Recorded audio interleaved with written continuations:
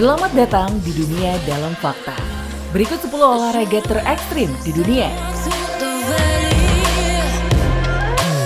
Rata-rata manusia melakukan olahraga untuk menjaga kebugaran fisik, meningkatkan daya tahan tubuh, menurunkan berat badan, mengurangi stres, hingga menjaga fungsi kognitif otak. Banyak sekali manfaat bagi kesehatan tubuh yang bisa didapat dari berolahraga. Karena pada dasarnya tubuh perlu bergerak untuk memaksimalkan fungsinya. Dan olahraga adalah aktivitas fisik yang dapat meningkatkan kualitas hidup seseorang.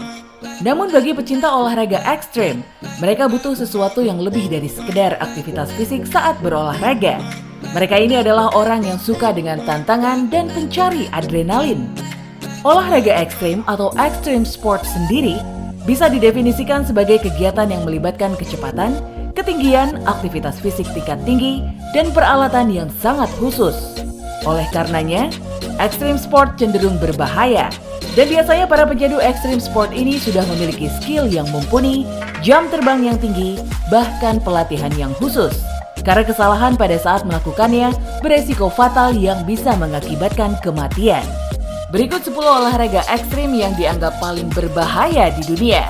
Untuk itu, tidak direkomendasikan bagi Anda yang belum pernah mencobanya. Berada di peringkat 10, downhill longboarding. Downhill longboarding adalah jenis extreme sport di mana para longboarders atau sebutan untuk pemain longboarding mengendarai papan luncur dengan kecepatan tinggi di jalan menurun.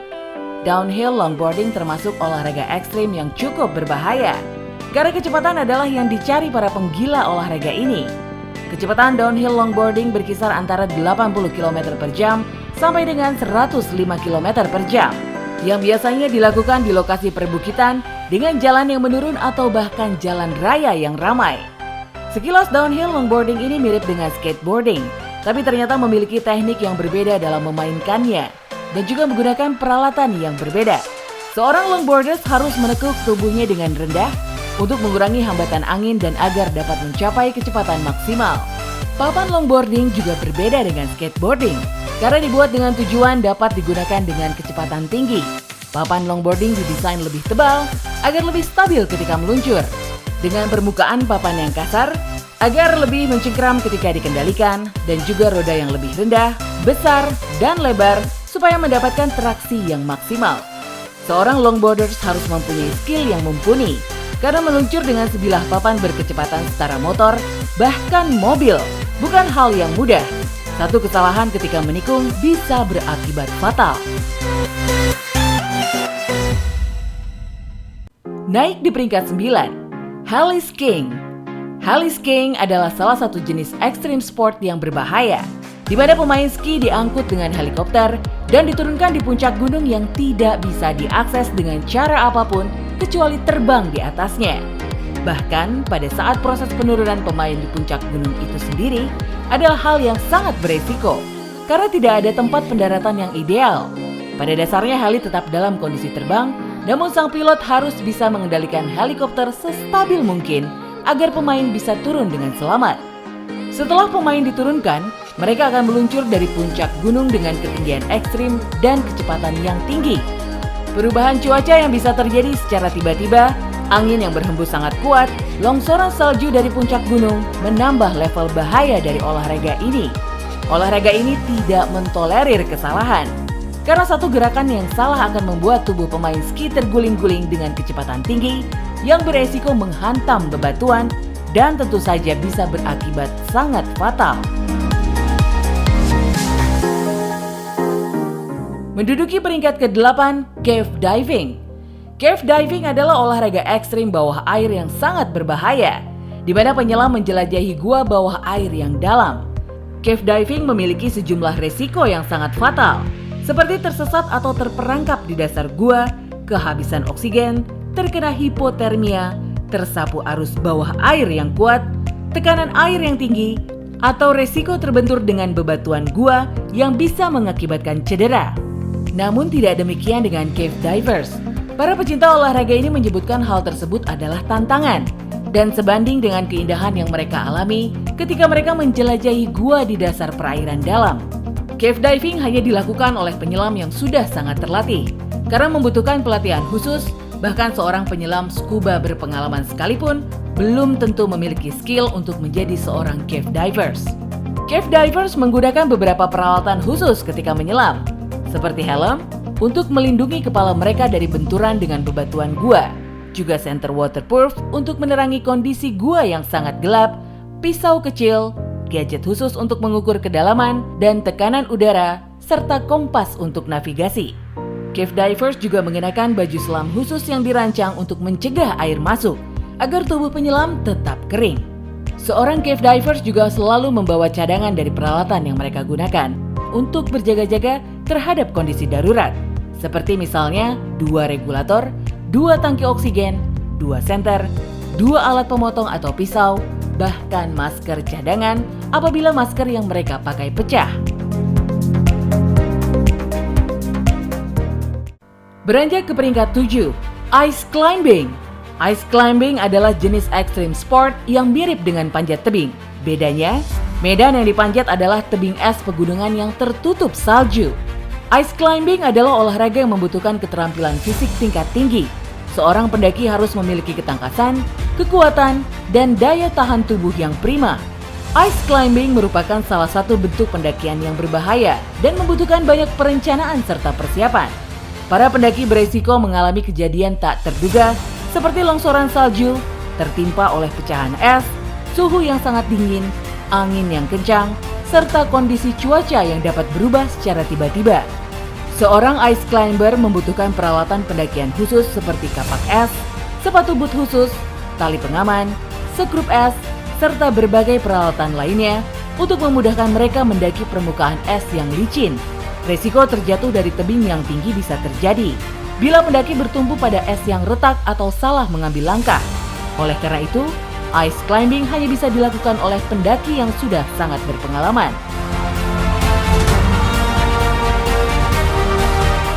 Berikutnya di peringkat ke-6, Downhill Mountain Biking.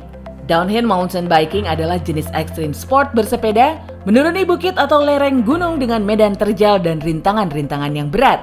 Tidak hanya stamina dan nyali yang besar, bermain downhill mountain biking butuh banyak trik dan teknik bersepeda yang baik.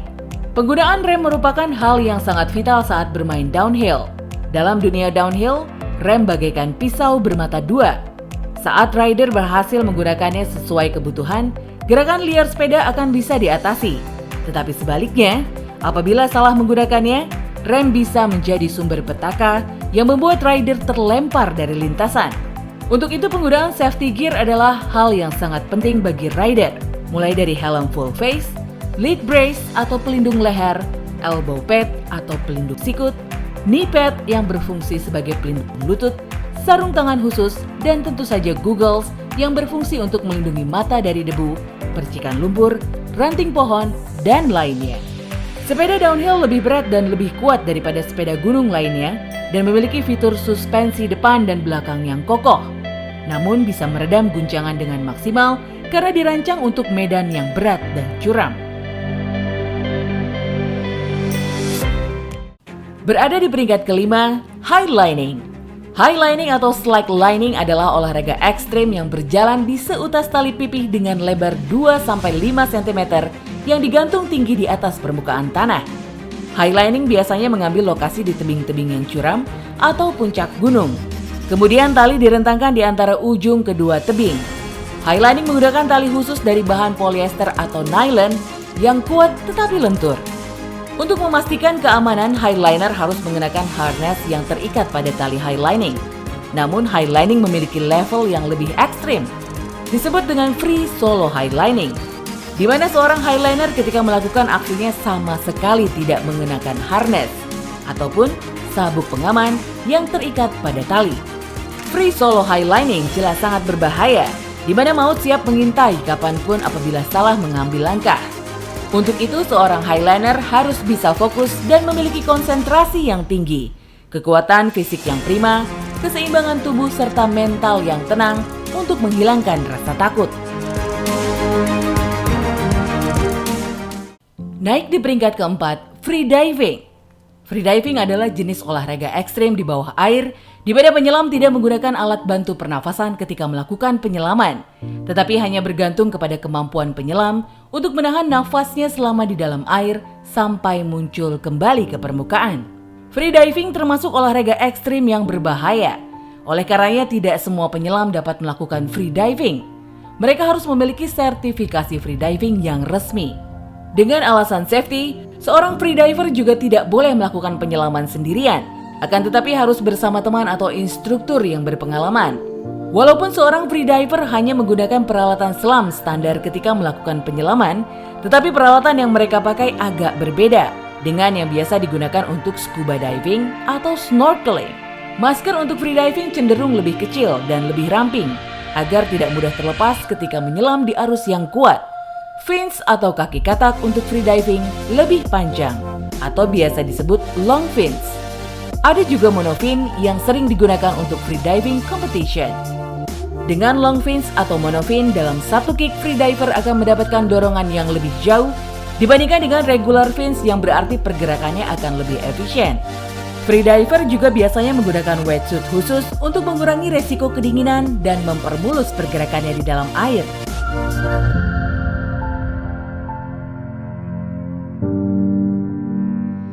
Berikutnya di peringkat ketiga, free solo climbing.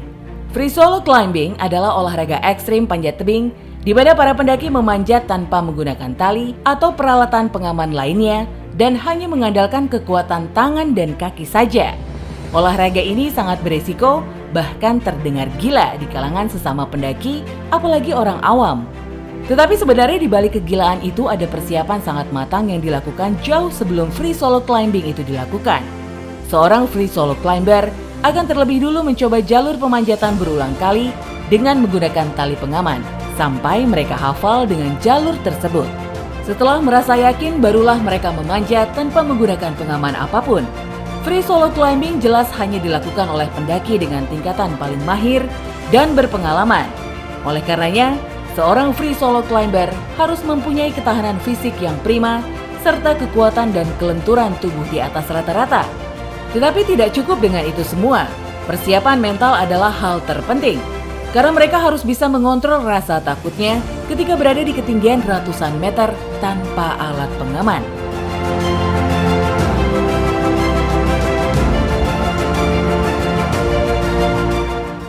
Beranjak ke peringkat kedua, base jumping. Base jumping adalah olahraga ekstrim yang melibatkan aksi melompat dari tempat yang tinggi dan mendarat menggunakan sebuah parasut. Base sendiri merupakan singkatan untuk 4 kategori lokasi yang dijadikan tempat melompat, yakni building atau bangunan, antena atau menara, spans atau jembatan, dan earth atau tebing. Base jumping olahraga yang sangat berbahaya. Seorang base jumper hanya membawa 1 parasut saja tanpa parasut cadangan seperti halnya di skydiving. Dan mereka hanya punya waktu beberapa detik untuk membuka parasut sebelum tubuhnya menyentuh tanah. Apabila terjadi kesalahan saat membuka parasut akan berakibat kematian. Seorang base jumper pada umumnya memiliki pengalaman sekitar 100 lompatan skydiving sebelum mencoba base jumping. Dan mereka biasanya dibimbing dengan base jumper yang sudah lebih berpengalaman. Tidak seperti halnya skydiving yang membuka parasut di ketinggian 600 meter. Base jumping justru melompat dengan ketinggian di bawah 450 meter. Pada skydiving, parasut mempunyai cukup waktu untuk membuka dengan sempurna. Namun pada base jumping, waktu yang dibutuhkan harus kurang dari 5 detik sebelum menyentuh tanah. Ini adalah resiko terbesar yang harus diantisipasi oleh seorang base jumper. Menduduki peringkat pertama, wingsuit flying. Wingsuit flying adalah extreme sport yang merupakan pengembangan dari skydiving atau terjun payung. Penerjun menggunakan jumpsuit khusus yang disebut dengan wingsuit. Wingsuit berbentuk seperti sayap yang mengembang di antara kedua tangan dan kaki. Dengan menggunakan wingsuit akan menambah luas permukaan tubuh, sehingga penerjun akan mendapatkan daya angkat yang membuatnya bisa terbang lebih lama dibandingkan dengan skydiving.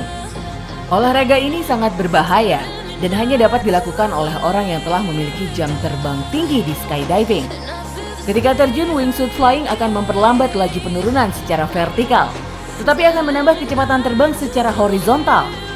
Seorang wingsuiter bisa terbang dengan kecepatan 355 km per jam. Dan mereka menggunakan tubuhnya untuk mengontrol kecepatan, arah, dan gaya angkat ke depan. Ini dibutuhkan latihan bertahun-tahun untuk dapat menguasai teknik yang benar. Pada wingsuit flying, parasut dibuka pada ketinggian yang lebih rendah dibandingkan skydiving. Dan karena mereka terbang dengan sangat cepat, mereka harus melakukannya di saat yang tepat. Jika tidak, berisiko gagalnya membuka parasut sebelum pendaratan bisa berakibat kematian. Demikian tadi 10 olahraga terekstrim di dunia. Ekstrim sport manakah yang menurut Anda paling memacu adrenalin?